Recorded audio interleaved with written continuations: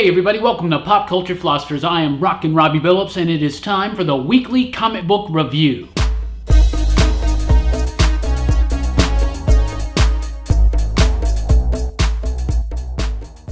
That's right, everybody. Time for the weekly comic book review. It's the show where I read a lot of comics and I tell you what I thought about them. But first, I want to tell you real quick a short announcement. We are now Pop Culture Philosophers on Patreon. So there is a link in the description below. I encourage you to check it out. If you feel inclined, you can support PCP, get some cool perks. Check it all out at the links down below. But now, back to the weekly comic book review. And we always start with the pick of the week. And this week's pick of the week is Venom 150. For sure, at least in this one issue, they have won me over. I have not liked the state of Venom comics for a very, very long time. I am an old school 90s Eddie Brock Venom fan, so I am exhilarated that he is finally back. Eddie Brock is now Venom, and they've renumbered everything back up. They've counted all the miniseries and whatnot, and it is 150th issue. Debuts this week. It's $5.99, but it's got some really cool stories in it. The main stories get artwork by Tradd Moore. One of the things I really don't like about the current Venom artwork, the current Venom book, is the artwork. But Tradd Moore, it's awesome. I love his Venom. It's so cool. It's got this very nostalgic 90s feel to it. It's just really awesome. The colors are explosive. The story's pretty decent. It gets a little creepy and maybe not necessarily cool creepy, but it is cool.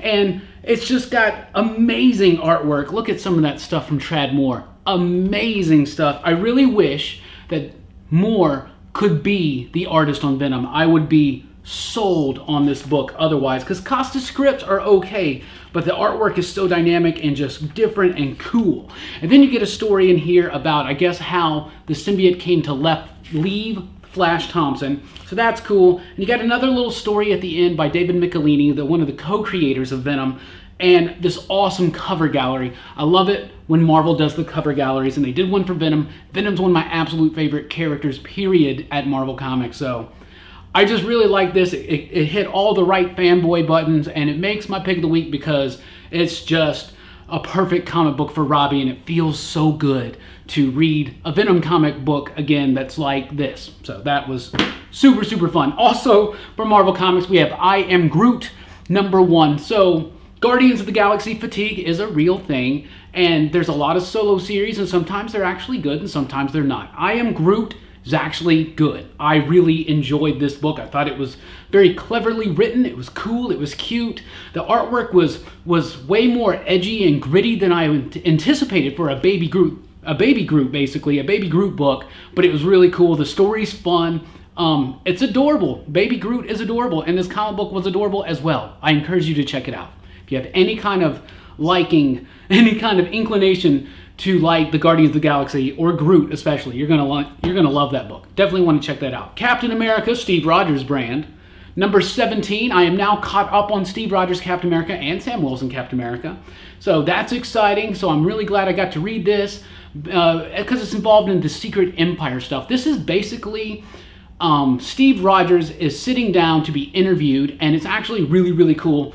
There's two different artists, and the first artist who is doing the scenes of the interview, I don't really like the artwork there. It's very sloppy. I don't really like it at all.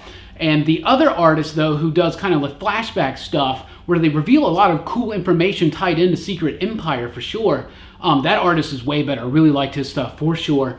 Nick Spencer's script is really good. It almost feels like these are the kind of things he might want to ask certain individuals out there in certain governments.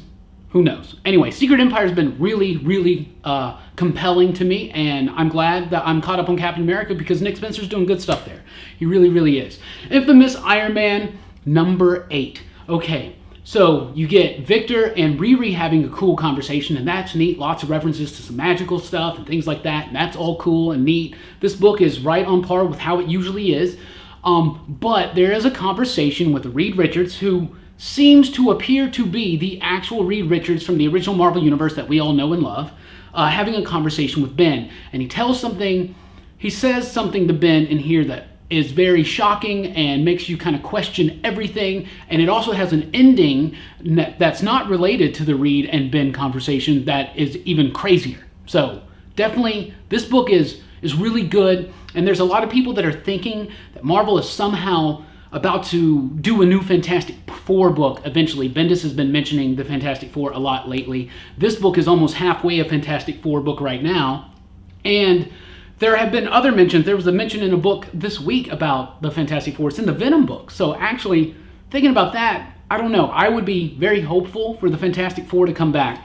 But Infamous Iron Man is really, really cool. It's cool to see Victor Von Doom on this role to be a hero. And it's actually, it works. And it's really surprising. So that's really cool. I love that book. Jean Grey #2. I decided to give Jean Grey #2 a shot. I wasn't very impressed with issue 1, but I did want to give issue 2 a shot because of the way that the Mighty Thor from last week ended. That led me to believe that I really wanted to follow what was maybe happening in here, a lot of Phoenix type stuff going on, right? Plus, Hope's on the cover, and there's the big question, where has Hope been? And of course, Quentin's there as well, and you never can go wrong with a comic book with Quentin Quire in it. Anyway, this book was actually way better than issue 1. I found it to be kind of fun. The artwork is really, really good at times, way better than in issue 1, though in the very beginning, it is still clunky and cluttered, but it does seem to kind of iron that out as it goes along. So the artwork is getting solid on this, and the writing's actually pretty decent. If you're a fan of Jean Grey, you're definitely going to want to read this book. It's not the greatest thing in the world, but this was a lot better than issue 1, and it really kind of intrigued me to continue following this book, at least for a little bit. X-Men Blue #4, I read that one. X-Men Blue has been really, really fun. All the X-Men books have been, actually, I really like this change in direction. The X-Men books have been really bad, in my opinion, for the last few years. Really feel like new life has been breathed into these characters and into these books. And X-Men Blue is probably my favorite, and this, I think, is the best issue they have done yet. #4 is amazing. It introduces this new Wolverine, who is Wolverine's kid from the Ultimate Universe, if you remember all that. How he shows up and why he's here, who knows, but it's really cool. The characters are just perfect. The artwork was awesome in this one. It was really good, and it's Lopez. Yeah, Julian Lopez. Cullen Bunn is actually, this is such a good book, guys. X-Men Blue is blowing all the other X-Men books out of the water, in my opinion. Love this book, absolutely. Totally Awesome Hulk #19. Typically don't read this, but I do read one of those other aforementioned X-Men books, Weapon X. And this is a crossover with Weapon X. If you read Weapon X, you're definitely going to want to read this. This is basically the next chapter in the story. It is the prelude of the Weapons of Mutants Destruction.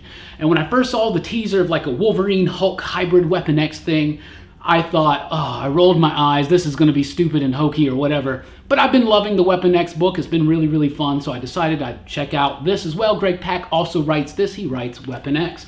And this book was actually really, really fun. As time has progressed, Amadeus Cho, who used to annoy the hell out of me, is not quite so dumb to me anymore. I actually kind of like the character a little bit more. I think it's probably because of Champions. I do think it's maybe because, like, I read Champions for like the first 6 or 7 issues or so, and I don't know, the character is not, it doesn't wear me down as much as the character used to when he first showed up, but I really liked this issue. I thought it was cool.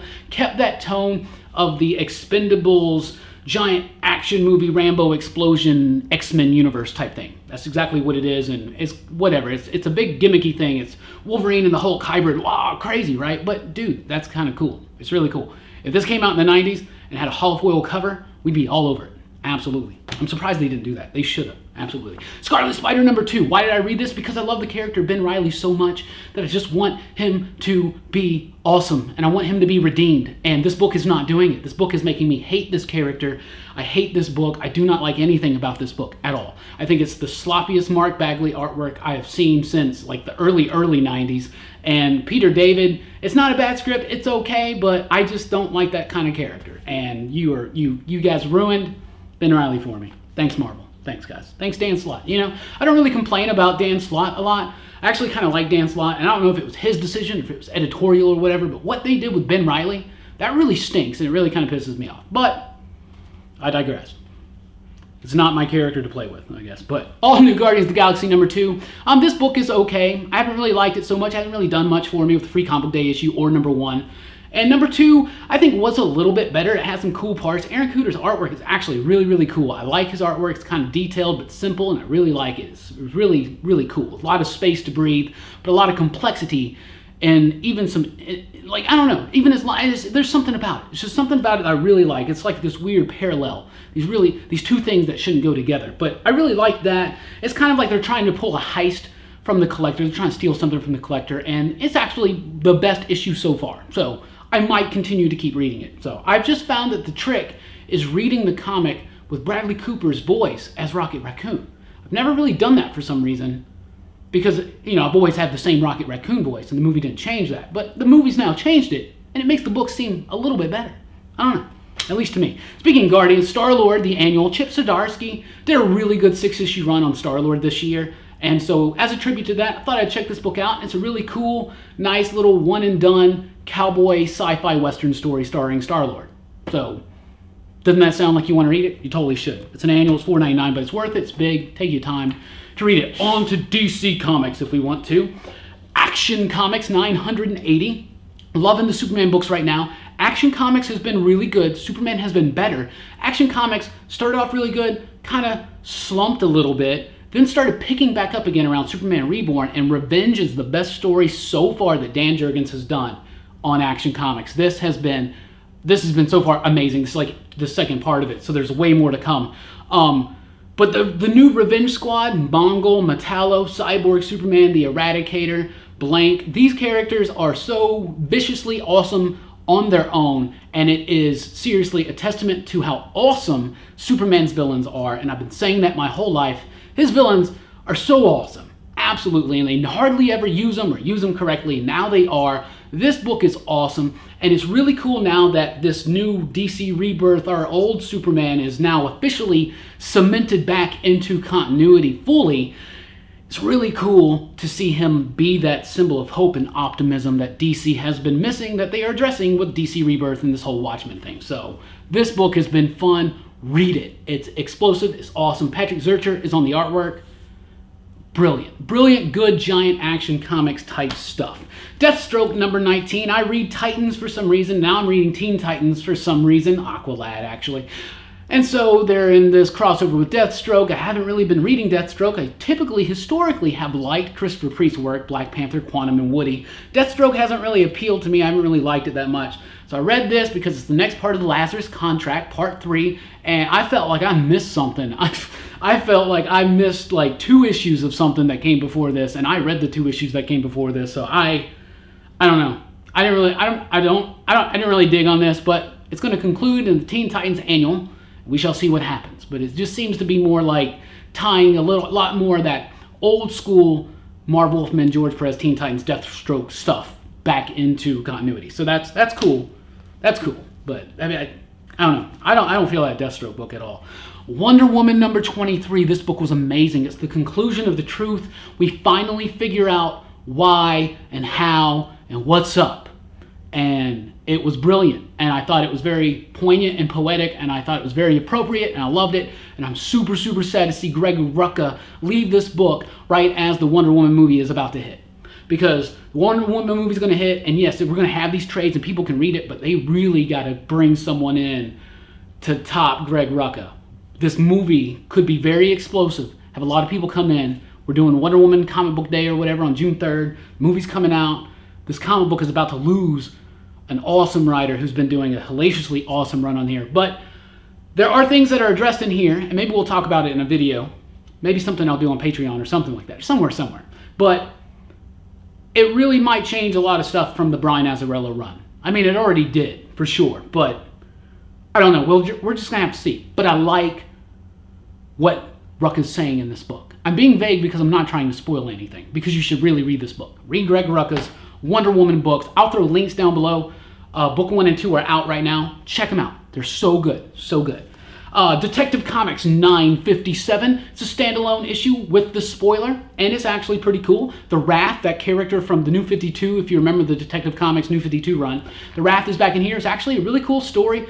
It's strictly just a spoiler story, and that's really cool because she's been gone for a while, and it's cool to like get back to her for just a minute until we got the next story, which I think is going to be centered around Azrael. So lots of good stuff happening in Detective Comics. If you liked Batman in the late 90s, early 2000s era, You're definitely going to want to read this stuff. Really, really fun. Commandy Challenge number 5 is Jack Kirby's 100th birthday anniversary. 100th anniversary of his birth. This year, they're celebrating at DC with some one-shots coming out in August, I think. But the Commandy Challenge is going along, and you know the deal. It's a new writer and artist every time. They have to pick up on some crazy, zany cliffhanger left by the people before him. Bill Willingham is the writer on this one, and Ivan Reyes does some amazingly detailed, beautiful artwork, some great artwork in this for sure. Really, really good stuff. And the ending on here is the craziest yet. Like, every time the ending happens, you're like, that's really cool, man. What's the next person going to do? If I was the next writer, I would be angry. I would be angry. Because the ending on this is crazy. I mean, you can figure it out. I can figure it out. Whatever. But it's crazy. It's crazy and cool. So, there you go. Let's get into some of the other publishers of titles. Image Comics, Dying in the Dead number 4. You heard me, Dying in the Dead number 4. This book has been MIA forever, and it's cool to see it come back. So I read it, and I was like, yeah, I am confused because I don't really remember a lot about what happened. I vaguely remember some things, but it was still a very enjoyable comic because it kind of told its own story. It kind of, the characters, the main characters, and I don't remember any of their names because seriously, it's been like a long time since this book came out last, but it was actually a really cool story about their past, and it was very engaging and intriguing, even though I couldn't really remember anything about the world that this book has built so far. But it's great. Great dialogue, amazing artwork, brilliant, beautiful colors. Read The Dying of the Dead. It's really, really cool. It's good stuff. So, out in the comments below, a lot of people sometimes say, you don't read any Valiant books. So I decided, hey guys, there's a new Valiant book out. Let me read it for the guys on YouTube. So I did. Ninjak Shadow Man Rapture. So I did read some Valiant stuff back when they first relaunched it. I read Exo Manowar for a while. I read the Harbinger stuff. I read Ninjak when it first started up. I read Archer and Armstrong and the Quantum of Woody reboot for sure. So I did read some of that stuff. I tried reading Shadow Man, but a lot of it I just kind of fell out of it because, I don't know, it seemed to get too involved. And at the point, I was just reading too many comics I had to cut down, and Valiant fell by the wayside. And so it always felt like too daunting of a task to get back into it, even though I have heard that they've done some really, really good things. Jeff Lemire's there, Matt Kent is there. Matt Kent is writing Rapture, and this is a Ninjak Shadow Man type story. Shadow Man has always appealed to me as a character, so has Ninjak, ever since the 90s. Come on, if you read comics in the early 90s, you probably still have a copy of Ninjak number 1 somewhere in a closet, right? But I read this, and I was nervous that maybe I'd feel lost, wouldn't be able to catch on. But I did read the little recap page in the very, very beginning, and the artwork is by Cafu. That's right. They used to do Superman stuff, I believe. The Thunder Agent stuff. Anyway, trailing my mind. But this was actually really good. I liked it a lot. Cats.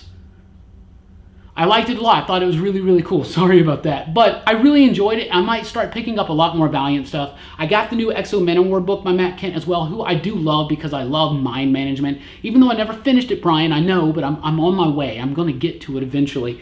But this stuff was really good, and it impressed me. And thank you guys for recommending Valiant comics to me yet again, and I'm glad I tried it out. So thank you guys, because I really enjoyed this book. I thought it was really, really cool. And really nothing happened but setup.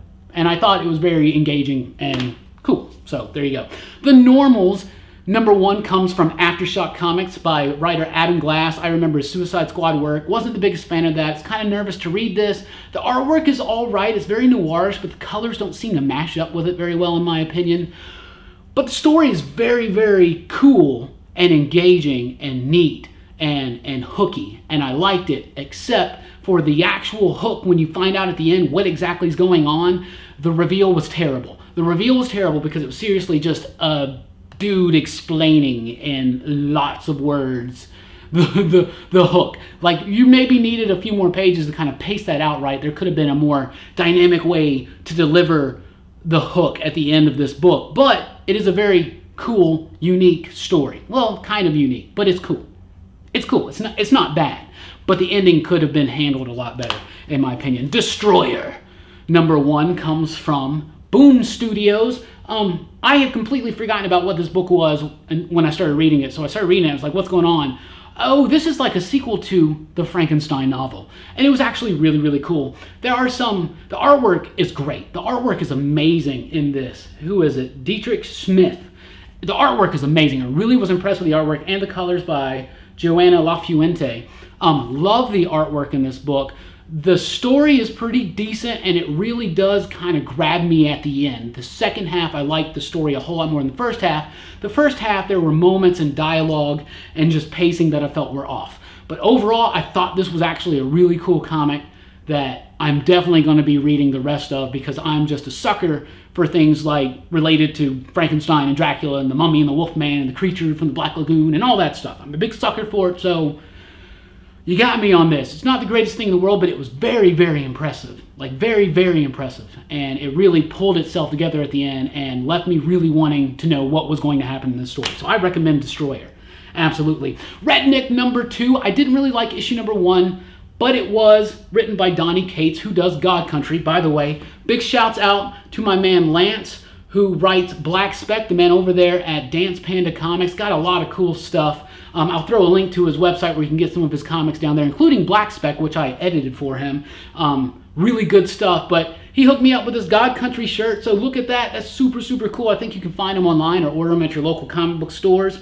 But Redneck #2 was way better than #1. I thought #1 was a cool, cliche story with a vampire twist, and #2 really starts fleshing out a little bit better, and it's still cliche, but it really started, I don't know, it just started grabbing me a little bit more. The emotion felt a little bit more visceral, a little bit more raw, a little bit more real.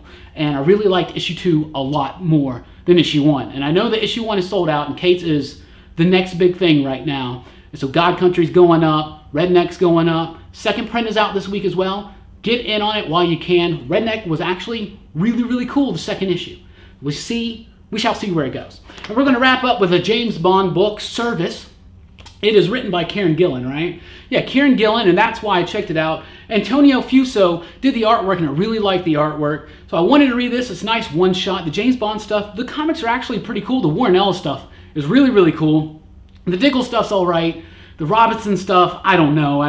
Whatever. But Gillen, got to read that, right? But it's really cool, solid story that seems to be a lot influenced by some of the political leanings on the alt-right that have happened in the Western culture right now. And it's like a response to that. And I really like this book, and I thought it was cool. And it's very appropriate, and I wanted to pick it up because, unfortunately, Sir Roger Moore passed away this week. You know that. He was an awesome James Bond, no matter what people may say. He was in some crazy movies and some dumb ones, but they all were.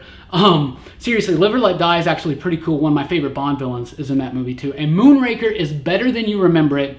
And View to a Kill had a crazy villain, had a great theme song. Just remember, thank you, Roger Moore. We read this James Bond comic in honor of you. So seriously, check it out. It's actually pretty good. So, Redneck #2 was a lot better than #1. The Destroyer, not The Destroyer, Destroyer from Boom Studios. Definitely check it out. Thank you guys for recommending Valiant to me. I am so glad that I checked it out. Dying of the Dead is back. That's so exciting. I hope we don't have to wait forever until the next one comes back. Read Wonder Woman. They changed the game again, and it's really, really cool. This stuff, seriously. Superman books are amazing. Scarlet Spider, screw you, Marvel. You guys are pissing me off. Totally Awesome Hulk was actually almost totally awesome. X-Men Blue is amazing. Jean Grey's getting better too. Iron Man, infamous he is kind of intriguing me. Glad I'm caught up on Captain America. I Am Groot was adorable. But thank God for Eddie Brock and Venom and the creepy love story that is Venom 150. So that's the pick of the week. Check it out. Let me know down below, what did you read this week and what did you think about it? I love talking to you guys in the comments below about comic books. And like I said, check out our Patreon link. And if you feel inclined to support us, which you are already supporting us by watching this video and clicking that subscribe button. So please do like, share, and subscribe to all your comic book friend fans. We appreciate everything. Thank you for rocking with us. Keep on reading.